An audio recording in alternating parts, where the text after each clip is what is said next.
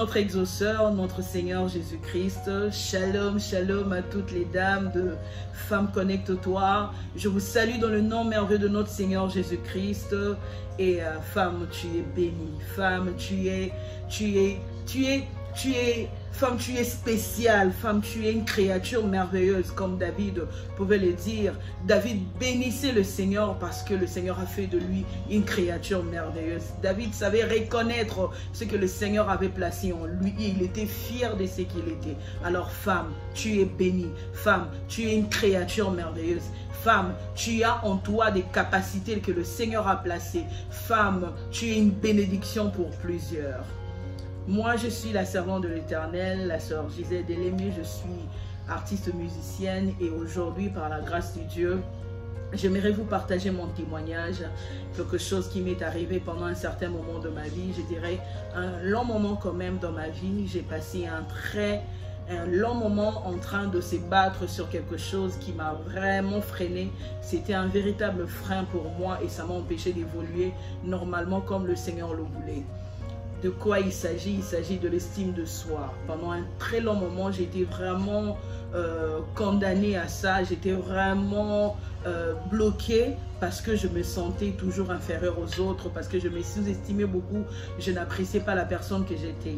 Alors, qu'est-ce qui s'est passé? Quand j'étais enfant, quand j'étais toute petite, j'étais vraiment quelqu'un qui était très sûr de lui. J'étais très sûre de moi. Je savais que j'étais très intelligente. Je savais que j'étais très belle. Je savais que j'étais... voilà, donc je savais que j'avais quelque chose en moi que je pouvais donner aux autres. Je savais, mais j'étais aussi turbulente, ça vraiment je l'étais, j'étais très turbulente. Mais en grandissant, c'est quand j'ai grandi, je dirais quand je suis arrivée à l'université que les gens qui étaient autour de moi ont commencé à me parler sur certaines choses. Par exemple, mes défauts physiques, c'était beaucoup plus là, vraiment. Les gens me rappelaient pourquoi tu as ça, pourquoi tu as telle taille, pourquoi tu es ceci, pourquoi on martelait toujours sur mes défauts, pourquoi il y a telle chose en toi. Et cela a commencé à m'affecter petit à petit. Ça a commencé à intérioriser mon être, si je peux le dire comme ça, et bizarrement. Et cela m'a influencé, mais aussi, petit à petit, j'ai remarqué que mon comportement avait changé, voilà. Mon comportement avait totalement changé, j'étais devenue susceptible, je ne croyais plus en moi, je n'avais plus confiance en moi.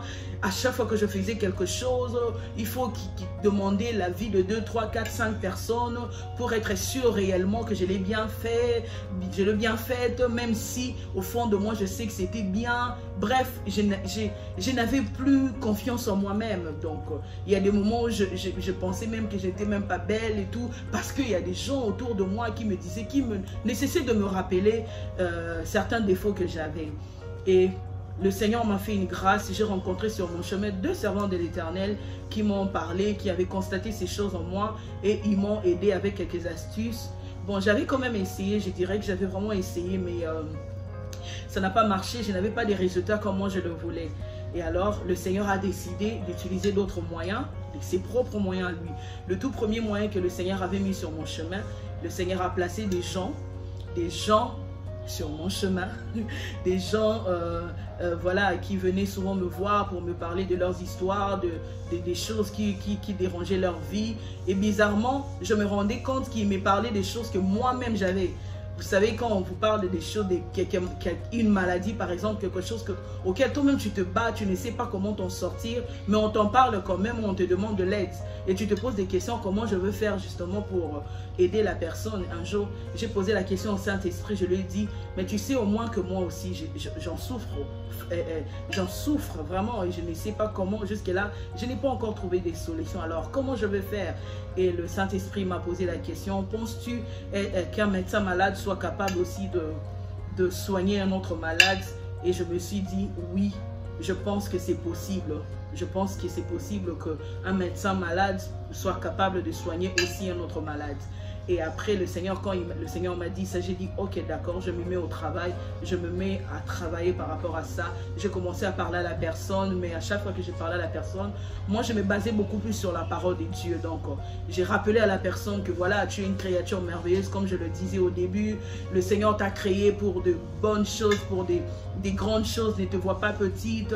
Écoutez ce que la Bible dit. La Bible dit, la vie et la mort sont au pouvoir de votre bouche. C'est-à-dire, ce que tu déclares de ta bouche, c'est ce qui va t'arriver. Alors, déclare que tu es une personne merveilleuse, déclare que tu n'es pas n'importe qui, alors tu verras qu'il y aura un changement dans ta vie. Le deuxième point, le deuxième moyen que le Seigneur a utilisé pour me sortir de cette situation, un jour, j'étais dans mon église, il y avait une servante de l'Éternel qui prêchait. Pendant qu'elle prêchait, elle a mentionné une phrase en disant « Nous sommes ce que nous connaissons ». Et lorsqu'elle a dit ça, là où j'étais, le Saint-Esprit m'a dit, c'est pour toi cette phrase.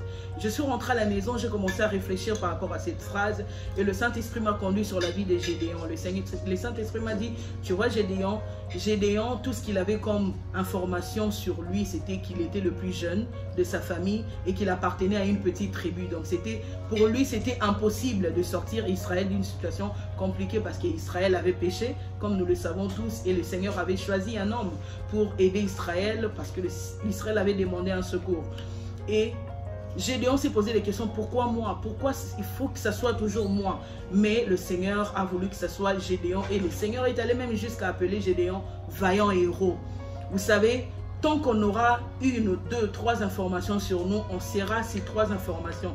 Mais le jour où on va se connecter au Saint-Esprit justement, on saura qu'il n'y a pas seulement 1, 2, 3, 4 informations sur nous, mais il y a aussi 1, 2, 3, 4, 5, jusqu'à 10 même.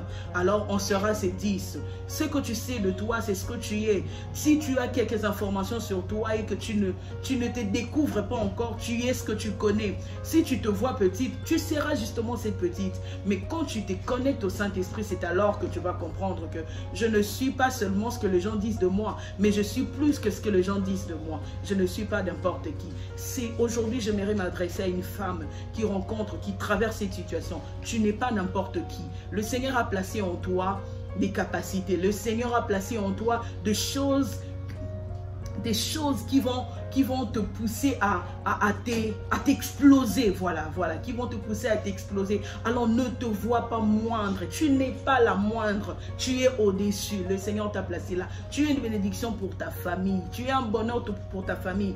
Ta famille doit être heureuse de t'avoir justement parce que tu es une bénédiction pour eux. Alors, une femme, j'aimerais m'adresser à une femme, connecte-toi au Saint-Esprit. Tu découvriras qui tu es. Connecte-toi au Saint-Esprit. Tu découvriras des choses que le Seigneur a placées dans ta vie. Que le Seigneur vous bénisse.